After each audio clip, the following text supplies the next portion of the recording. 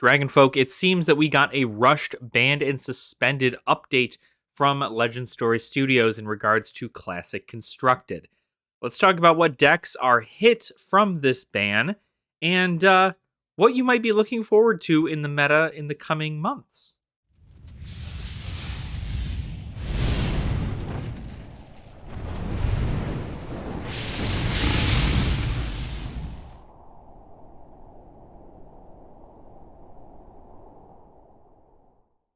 Welcome on in Dragonfolk. I hope you're all having a fantastic day. I know I am. Welcome to the lair. Today, we are going to be talking about none other than the banned and suspended update that happened earlier today. So, I hope to get this video out on the same day that the list had gone out. But believe it or not, I was in the middle of doing a ban list prediction video that was supposed to drop tomorrow because originally the release date for the ban and suspended list was to be for January 30th. It was bumped up to January 25th, New Zealand time, and I know obviously it's the 24th today for us here in the States, but the 25th, in New Zealand, it's the time, so they get the update, and the update goes out. So what we're looking at here is a update to the banned and suspended list that is going on for the current meta of Flesh and Blood. Now, obviously, we don't have anything out from Outsiders yet, so these are bans and suspensions that are going in mainly because of what the Dynasty meta is looking like right now, and how to best kind of make it so it's a well-diverse but also fair meta into this new season. So if I'm going to be honest, I didn't expect anything to be banned or suspended today. I believed it to be a Living Legend check for Briar, and that is pretty much it. Them making sure that after the second week of ProQuest that they were going to do a check, or really after the third week, because this would have happened on the 30th. After the last week of ProQuest, we would have gotten an update on LL points to see if Briar would have been Living Legend, therefore not able to be used in the calling coming in the early February in Indianapolis. But instead, we got a very, very immediate update today about the ban list. And the cards on this ban list and suspension list are pretty crazy. Now, the only thing that got hit was Classic Constructed. So Blitz players, you don't even got to worry about any of this. This is not anything in your regard. Blitz is totally fine. But Classic Constructed lost a few cards today, and it definitely is going to be shifting the meta in a pretty drastic way. Maybe not super drastic, but pretty drastic. The first one we're going to talk about is Winter's Wail being banned. Winter's Wail was the hammer that Oldhim always used, essentially pitching an ice card to attack with the hammer gave you an opportunity to make a frostbite token on your opponent's board if you hit. Now, that value ended up being, according to LSS, way too powerful in regards to also having a shield. Just because you're able to threaten 4 damage and a frostbite and still block, a lot of that is very... it can change the tempo going into an Oldhim match. And not always, it's like, maybe it will, maybe it won't. Like, it definitely does all the time. Like, adding a regular frostbite onto an attack is very, very powerful, So that is definitely something that is going to hurt Oldhim in the long run. Oldhim pretty much always ran Winter's Wail unless they were running a Sledge of Anvilheim, which was mainly for the mirror and for the wizard matchup. But now they either have to commit to one of the 3 other Guardian weapons, 2 of them being two-handers. Sledge of Anvilheim and Anathos are both the two-handed weapons, which means that you will not be using shield on Oldhim if you wanted to use those. And then if you wanted to do the one-handed hammer and the shield combos, you would now need to run Titan's Fist, which in theory is exactly like Winter's Wail, because it will more than likely come in for 4, but it just doesn't give a frostbite. So really, that's the only thing that's changed from Oldhim as far as that goes is the addition of a frostbite decrease. So they're not able to generate or threaten as many frostbites as they were previously in regards to that. So obviously they went after that and were curious to see how the Titan Fist meta is going to come into it. I'm not sure whether or not this is a ban that a lot of Oldhams are going to go, oh, well, I can't play this hero anymore. But these next two may be enough to stop people from playing Ice, or at least not really enjoying Ice as much as they were before. Before we get on to the final ban, there were two suspensions that happened.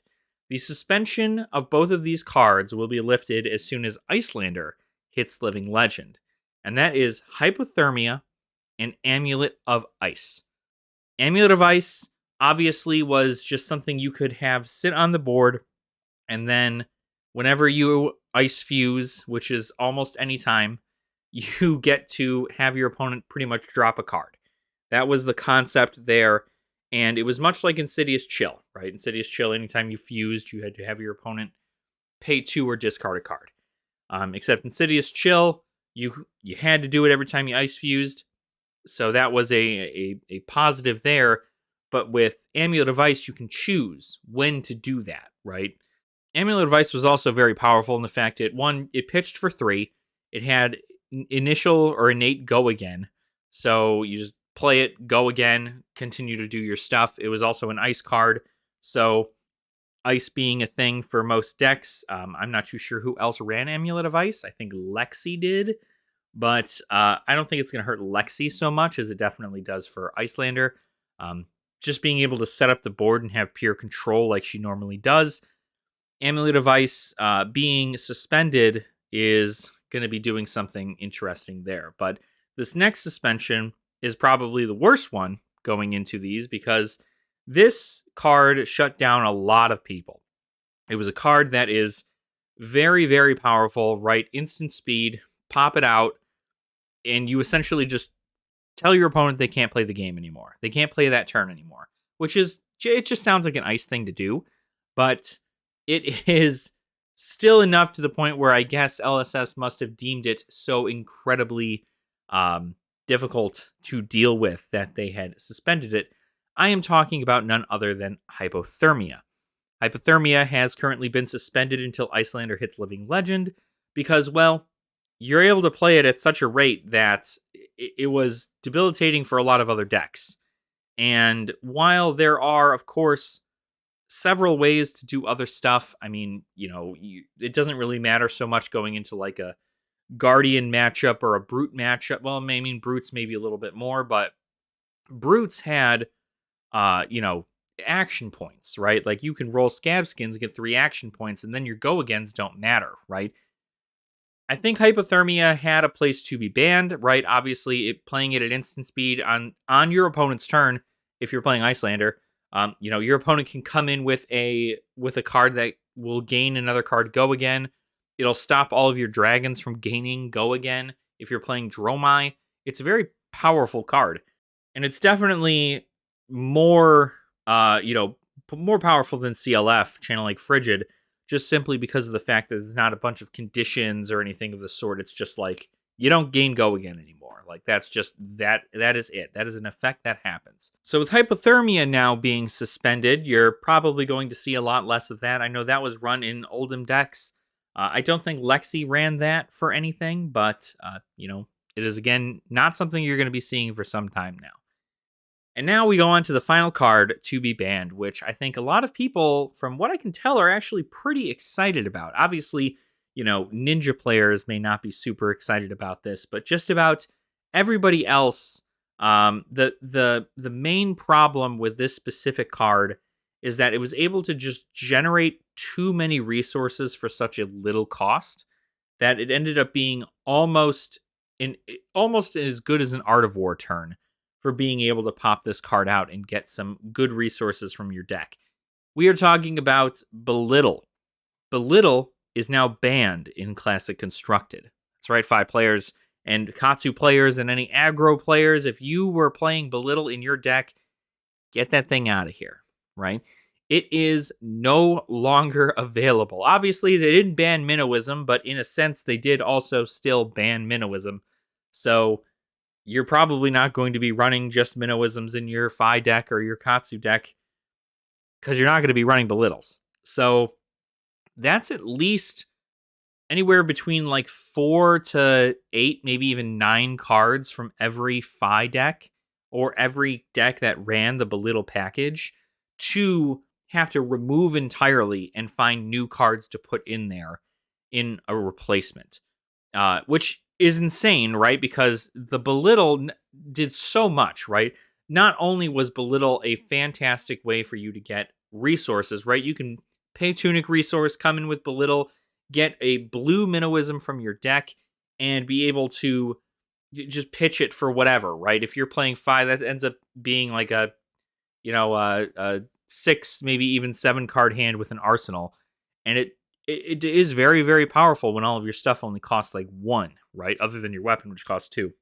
So having that available to aggro decks was certainly it wasn't terrible in the sense, but it definitely gave them a huge advantage comparatively. I heard this was a big deal with Chain, I believe, and I mean, there's a lot happening in regards to Belittle. A lot of people have been hoping that Belittle was gone for a long time, but they hadn't hit it, and now they've hit it just now because they have consistently seen Fi in not just last year's meta, but also this year's meta as a very, very big contender. And instead of destroying Art of War, which is, you know, obviously a very, very key piece in a lot of different decks with many different ways to play it, they instead hit the one thing that is giving a bunch of resources to people and making it kind of a, almost a very overpowered concept to the deck being Belittle.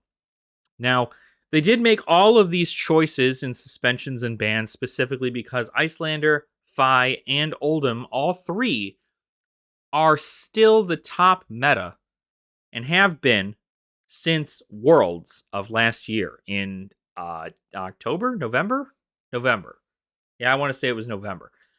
And even still, before then, right? Uprising has done some good stuff for it, and there were no crazy new things that were brought out for ninjas or for ice wizards or for elemental guardians in Dynasty. So these three have had their time in play, and they're still dominating metas. So it is an interesting thing to see. I'm sure they're just going to only bring their power down slightly. Icelander is still very, very hard to play around. Not only to mention, you have to have a pretty decent skill level in order for you to play Icelander. So, it's not just a pick up and go kind of deck. Oldhim is also along the same route. You've got to use your resources wisely. And now you're not going to be able to cast Hypothermias. You're not going to be able to come in with a Frostbite and 4 damage on any turn you possibly want and then just block out with everything. You block out with 3 cards and then you just come in with a Winter's Wail for 4, giving them a Frostbite. That was a lot. Now, something that they did note on top of this was they did do a check for Briar for Living Legend. And so after ProQuest Season 3, they're going to kind of double check and make sure whether or not she is going to hit Living Legend. I don't believe she is. I know she was topping some ProQuests, but I don't believe it was enough to make a huge jump in her points. So I do believe we are going to see Briar come into the calling of Indianapolis.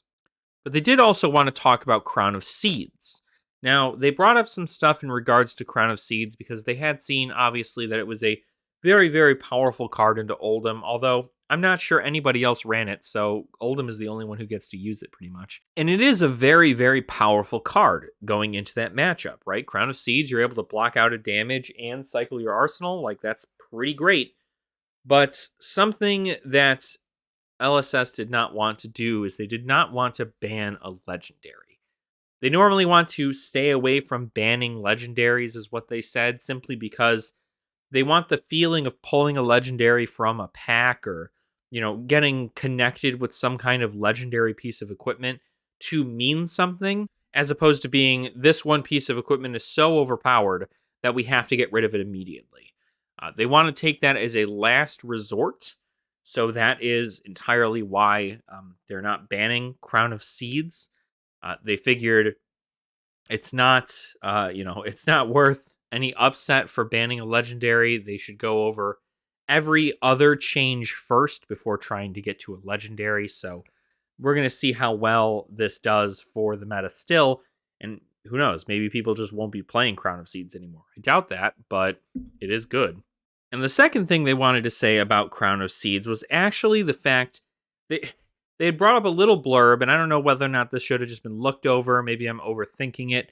But they said that because of the cards that are coming in Outsiders, they did not feel the need to ban Crown of Seeds. Which I don't know what that means, whether or not it's just like something to stop your opponent from preventing damage, or maybe there's a new trap that comes out that every time your opponent activates an ability on their armor, you get to deal 2 damage to your opponent or something. I'm not sure how that's going to work out, right? But there's apparently a plan with Outsiders and it being good enough to bypass Crown of Seeds. So who knows what that means, but I guess we'll just have to see as Outsiders starts getting spoiled. Sometime I want to say, I think it was late February? No, early March. Can't remember. One of those two. So that is the ban list. We had Icelander, Oldhim, and Fi all get hit. The top 3 heroes of the first week of ProQuest, and I do believe the top 3 heroes from the second week as well. So if you went out and bought a whole bunch of stuff for any of these 3 heroes because you saw them win the ProQuest and now are stuck with those cards, don't throw them out. Those cards will eventually at some point hold some kind of value. They also have their place in Blitz as opposed to in CC. So don't just go, oh no, I'll never be able to play this hero. You may just have to switch to a Blitz deck for some of that stuff. But I, for one, am very happy. I'm happy because now I'm curious how much the Belittle package being removed from Fi is going to help into the Dromai matchup. I'm curious to see whether or not I'm going to be able to overpower that there, because Fi's still able to do a lot on their turn. And Art of War not being banned, you're still able to do a ton of stuff. The only difference is that now you have to hope that you pull a blue instead of just magically finding one with a Belittle. And personally, not much has changed for me into the Oldhim matchup. Oldhim's still going to run their poppers, and they still come in for 4 damage if they decide to run Titan's Fist and a shield. I'm not sure whether or not the strategy is going to change to just 2-handed weapons altogether, but I would imagine taking advantage of the shield is going to be pretty good. So that's what I expect. I expect that kind of concept from Oldhim. Still being able to come in for 4 damage and then just no frostbite. You're still able to kill a bunch of dragons on Dromai, and it's not going to be too bad. Now, Icelander, on the other hand, the Dromai match into Icelander definitely just got way weighted. Like, way weighted. I, for sure, am almost guaranteed a win now into Icelander. With Hypothermia being gone, right? Amulet of Ice was never too big of a deal for me, although it is bad when it happens. But let me tell you, Hypothermia being gone means that I can just go off with a field of dragons, and there's really not much that she can do to stop me, other than popping my dragons, which is a thing that Bolander does, or just killing them with Aether Ice Vein before they're able to get their damage off. But anywho, that's it for today. Let me know in the comments down below what you guys think about the new bans and suspensions. Maybe there's something that you wanted to have on there that did not make the cut. Feel free to let me know in the comments. I'd love to hear all of your discussions and stories about cards that you just hate to hate. And while you're down there, make sure to like the video and also subscribe to the channel as well if you have not already. We do also have a Patreon link in the description down below, or you can also join our channel membership here. I believe there's a little thing at the bottom of each video that has you join a channel membership. So if you wish to support the channel in a more monetary sense, I certainly appreciate it, but it is absolutely not necessary. So thank you all so much for watching. I truly appreciate your support, and I will see you all very soon. Nerd out.